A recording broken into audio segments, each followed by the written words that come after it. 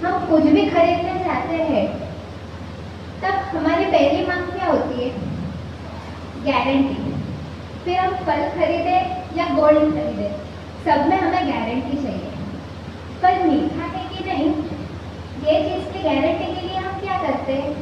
तो उसे वही सुधरवा के टेस्ट करते हैं कि भाई ये फल मीठा है कि नहीं। टीवी खरीदने चाहते हैं तो एज अ गारंटी प्रूफ में रसीद लेके आते हैं कि अगर इन फ्यूचर टीवी खराब हो तो हमारे पास वो रसीद है।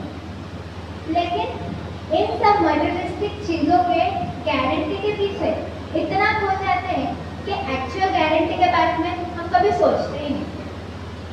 वो गारंटी है सुख की। कभी किसी फल वाले को पूछ के देखना कि भाई तुम्हारे फल तो मीठे हैं, लेकिन इसे हर वक्त खाते वक्त मुझे खुशी मिलेगी, इसकी आप गारंटी दोगे? इन रिटर्न क्या जवाब मिलेगा कि भाई लेना है तो लो, वरना जाओ, हमारा टाइम वेस्ट मत करो।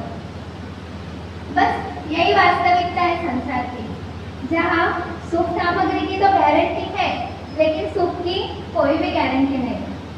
और आज तो हम चाइना माल के जमाने में रह रहे, ना सामग्री की गारंटी है ना सुख की गारंटी।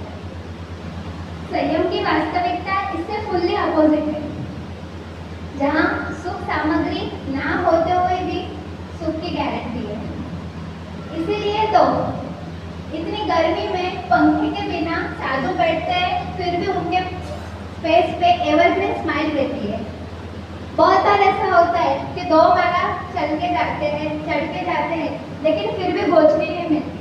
लेकिन साधु के फेस की स्माइल कभी मुरझाती नहीं है। ये सब क्यों होता है?